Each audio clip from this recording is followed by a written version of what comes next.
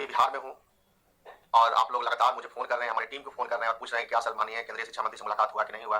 क्या सर हमारा जो है केंद्र सरकार बात मानेगी कि नहीं मानेगी?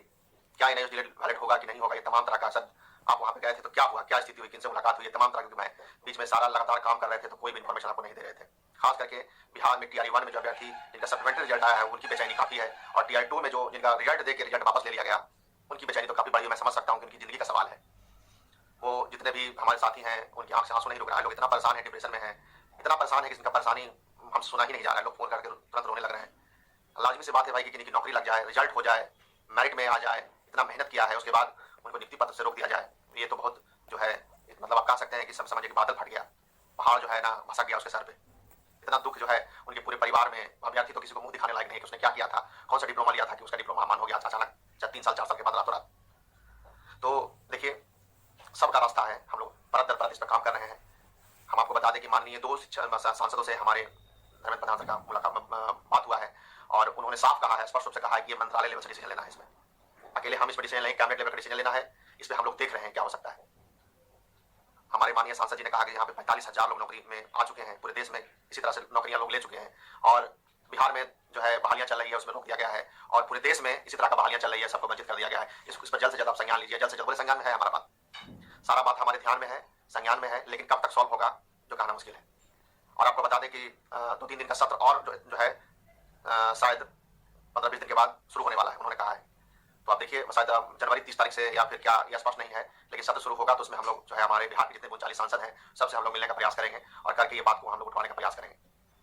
देखिए ये तो केंद्र सरकार का ड्रीम प्रोजेक्ट था, सबको पता है इसको क्यों कराया गया था, सबको पता है, दोबारा दोहराने की आवश्यकता नहीं है। अभी जितने भी लोग हैं पूरे देश में, लगभग लॉकडाउन में विद्यालय बंद हो गया था और विद्यालय बंद होने के बाद सबको विद्यालय बदल चुके हैं।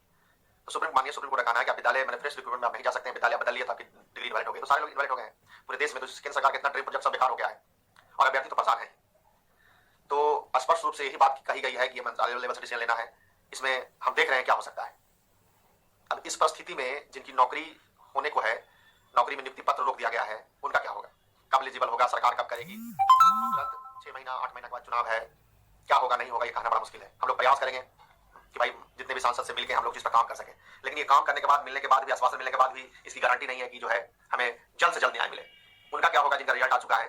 न्याय मिलेगा भी तो लेट न्याय मिलेगा तो वो तो जो अभ्यर्थी हैं वो रेस से बाहर हो जाएंगे। उनका क्या होगा जो मन में सपने सजाए हुए थे कि भाई हमको नौकरी मिल गई हो बीपीएससी के द्वारा, यहाँ पे हमारे चयन हो गया है, उनका क्या होगा? अभी कल सीतामढ़ी में, समस्तीपुर में अभ्यर्थियों को नियुक्ति पत्र मतलब डीबी में जो गए थे उनको डीबी नहीं करने। तो भाई हम नोटिफिकेशन से लेके माननीय सीवी शर्मा का मुख्य जो आधार है नोटिफिकेशन हमारा है, सर्टिफिकेट है, और जो उनका वीडियो कॉन्फ्रेंसिंग से पोर्टल पे वो गांधी मैदान में नहीं बोले हैं, वो अपना स्वयं प्रभा पोर्टल पे बोले हैं कि यह डिप्लोमा पूरे देश के लिए मान है और दूसरी नौकरियों के लिए मान है, ऑल पर्पस के लिए है।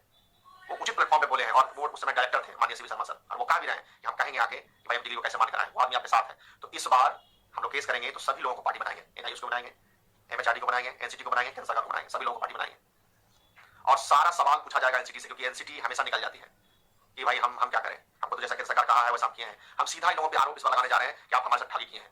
अब केस का जो प्लेटफॉर्म होगा वो बदल जाएगा, क्योंकि ये सीनियर वकील से सारा कुछ बात हो रहा है। उन्होंने कहा कि आपके साथ ठगी हुई है, आपको नोटिफिकेशन में बोला गया कि 2 साल का डिप्लोमा है और आपको सर्टिफिकेट दिया गया 2 साल का, एडवर्टाइजमेंट कराया गया पूरा प्रदेश में, पेपर के माध्यम से, सोशल मीडिया के माध्यम से, स्वयं प्रभा से, ये डिप्लोमा 2 साल का आपने एडमिशन लिया, लेकिन उसमें कोर्ट ने कानूनी कमियां बता दी और उसको अमान कर दिया। उसमें आपकी क्या गलती है? जो गलती किया होगा, जो कमियां किया होगा उसको पकड़ना चाहिए कोर्ट को। तो क्योंकि इसलिए कोर्ट नहीं पकड़ रही है उन लोगों को कि उस पर हम लोग क्लेम नहीं किए थे। कोर्ट उतना ही सुनवाई कराती है जितना भी आपने कहा कि हमारा डिग्री मान है कि नहीं, उस पर सुनवाई हुई है। यदि मान नहीं है तो कौन इस तरह का हरकत किया, उसके लिए भी ड्राफ्टिंग हम लोग करेंगे।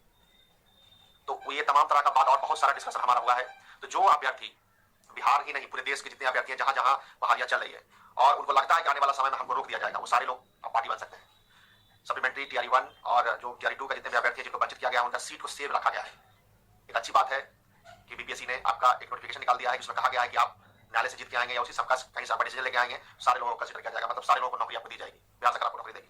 जिनको लेना है उनकी तो नौकरी हो ही गई है। जो अभ्यर्थी जो जीत जाएंगे उनकी भी नौकरी गवर्नमेंट देगी। एक अच्छा बात है, उन्होंने स्पष्ट रूप से नोटिफिकेशन में लिखा है, इसलिए लिखा है उनको ये पता है कि अभ्यर्थी जेन्युइन है और इन्होंने डिग्री किया है, सबको पता है, सरकार को भी पता है कि अभ्यर्थी जो है सारे के सारे जेन्युइन है। लेकिन जो है सरकार तड़पा के लोगों को डिसीजन जो है मिलेगा न्याय हमको, लेकिन बहुत तड़पने के बाद, बहुत कुछ हमारा मामला खराब होने के बाद